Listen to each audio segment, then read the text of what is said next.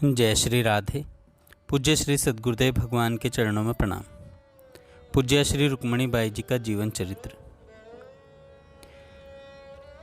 लाडली जी के पीहर बरसाने में जो स्वागत सत्कार हुआ, जो स्नेह सम्मान मिला, उसने भाभी जी के केवल भाभी जी ही नहीं, संघ की सभी बहनों के मन में एक स्थायी छाप छोड़ दी।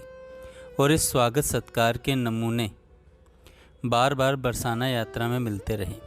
कुछ दिनों बाद की बात है। एक दिन बाई ने भाभी जी से कहा, भाभी जी मेरे घर बरसाने चलिए, देखिए आपकी कैसी खातिरदारी होती है।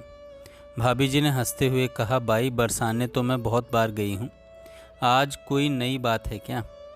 बाई ने कहा, भाभी जी आप कई बार गई होंगी, परंतु आज चलकर देखिए कि कैसी खातिरदारी होगी।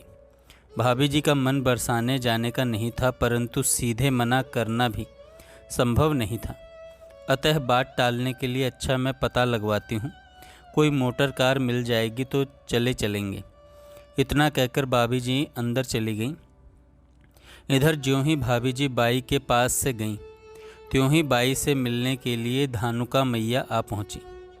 बाई ने उन्हें देखते ही कहा, मैया तू भली आई, मेरे को बरसाना जाना है, तू कोई गाड़ी का इंतज़ाम कर सकती है क्या? धानुका मैया बोली, मैं पता लगाती हूँ, अगर कोई कार मिल गई तो अभी भिजवाती हूँ। इतना कहकर धानुका मैया चली गई। थोड़ी ही देर में मोटर कार आ गई। भाभी जी को कुछ पता ही नहीं था कि बाई कार की व्यवस्था कर रही है। कार के आते ही बाई ने भाभी जी से कहा, भाभी जी गाड़ी तो आ गई, अब चलने की तैयारी कीजिए। भाभी जी सुनकर स्तब्ध रह गईं और बोली, बाई कब तो तुमने गाड़ी मंगवा ली और जाने के लिए तैयार भी हो गई, क्या सचमुच चलना है? बाई ने कहा, भाभी जी आज तो बरसाना ही चलना है, आपको लाडली बुला रही है। सभी बरसाने के लिए चल पड़े। बरसाना पहुँचते पहुँचते 4 बज गए। सीधे ऊपर मंदिर में जाकर दर्शन किए। कुछ देर वहाँ बैठकर वापस आने लगे। वापस लौटते समय बहुत सी सीढ़ियों से उतरना पड़ता है।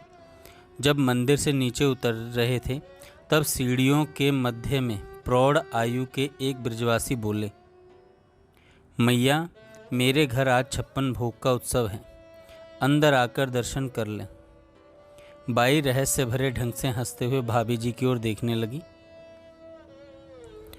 कुछ देर मंदिर में बैठकर वापस आने लगे। वापस लौटते समय बहुत सी सीढ़ियां उतरना पड़ता है। जब मंदिर से नीचे उतर रहे थे तब सीढ़ियों के मध्य में प्रौढ़ आयु के एक ब्रजवासी बोले, मैया मेरे घर आज 56 भोग का उत्सव है, अंदर जाकर दर्शन कर लो। बाई रहस्य भरे ढंग से हंसते हुए भाभी जी की ओर देखने लगी। भाभी जी ने उन ब्रजवासी को प्रणाम करते हुए कहा, बाबा हम लोग आज तो यहीं से दर्शन कर लेते हैं, अभी वृंदावन से आए ही हैं, फिर कभी आपके यहाँ आएंगे। भाभी जी की बात पूरी भी नहीं हो पाई थी कि बाई ने भाभी जी का हाथ पकड़ लिया और वे लगभग खींचती हुई सी उन ब्रजवासी के घर में चली गईं। वहाँ ब्रजवासी बाबा तथा ब्रजवासिनी मैया ने उन्हें बैठाया और 56 भोग की एक एक चीज़ पत्तल में परोस कर दी।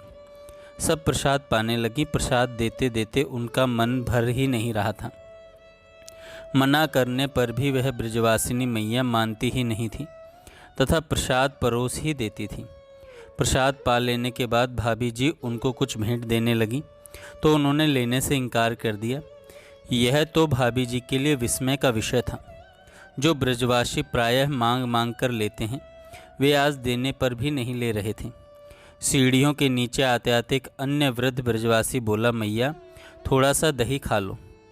आज तो विचित्र दृश्य देखने को मिल रहा था। सीढ़ियों से उतरते समय हर तीसरी चौथी सीढ़ी पर कोई न कोई मनोहार आ रही थी और मनोहार करने वाले या वाली कहते या कहती थी, मुट्ठी पी लो छाछ पी लो, मट्ठा पी लो छाछ पी लो, माखन खा लो।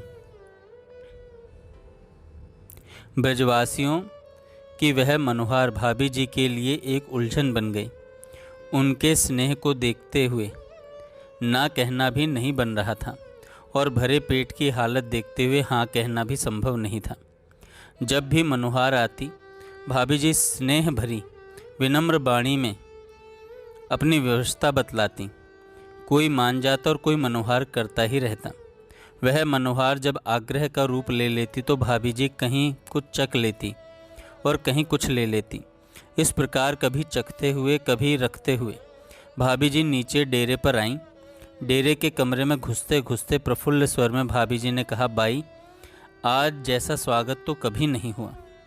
अब एक अन्य बरसाने की यात्रा का प्रसंग है, जिसमें by, Narmada by, Savitri by, Pushpa by गई हुई थी। इस यात्रा में भाभी जी साथ में नहीं थी। बरसाने पहुंचकर डेरे पर सामान रखकर सभी परिक्रमा के लिए चल पड़ी। परिक्रमा करते करते सांखरी खोर पर एक बूढ़ी मैया मिली और बोली, लाली नेक सी छाछ पी ले। उसके प्यार भरे आग्रह को टालना असंभव था ही नहीं। छाछ देने के बहाने उसका वात्सल्य झर रहा था। आगे चलने पर थोड़ी देर बाद ही एक भाभी जी मिली। बाई के लिए तो बरसाने गांव की समवयस्का सभी बहुएं एक प्रकार से भाव संबंध में भाभी ही लगती थीं। वह भाभी तरबूज खाने के लिए आग्रह करने लगी। तरबूज देखकर पुष्पा बाई के मुंह में पानी आ गया और कुछ कुछ पानी तो बाई के मुख में भी आ रहा था। पीहर का लाड चाव किसे प्यारा नहीं लगता। बाई सभी के साथ वहीं बैठकर तरबूज खाने लगी। पूरी परिक्रमा में कभी कोई भाभी, कभी कोई भाई, कभी कोई मैया और कभी कोई बाबा मिलते थे और वे कभी लस्सी, कभी सत्तू, कभी पेड़ा, कभी जल, कभी मिश्री, कभी बेजर की रोटी से बार बार पुकारते, मनोहार करते। इन सभी मनोहारों को बाई सम्मान देते हुए प्रसन्न मन से स्वीकार करती रहती थी। परिक्रमा के मार्ग में चलते चलते टिप्पणी करती हुई कभी सावित्री बाई और कभी पुष्पा बाई कहती रहती थी, आज तो कदम कदम पर अनोखा स्वागत हो रहा है। एक अनोखी बात है, आज तो पूरी परिक्रमा में एक भी लड़की या मेहतर या छोटे छोटे बालक नहीं मिले जो हम लोगों से पैसा मांगे। पुष्पा बाई और सावित्री बाई की टिप्पणी में सहारा लगाते हुए नर्मदा बाई ने कहा, सचमुच यह शायद पहली यात्रा है जबकि कोई भी हाथ फैलाने वाला मंगता नहीं मिला। उन सभी टिप्पणियों का सरल शब्दों में उत्तर देते हुए और सभी की जिज्ञासाओं का समाधान करते हुए बाई ने उनसे कहा, तुम ही बताओ, पीहर में लड़की से मांगा जाता है या लड़की को दिया जाता है? यह तो अपने हिंदुओं की सनातन रीति है कि पीहर वाले लड़की से मांगते नहीं, देना ही देना चाहते हैं।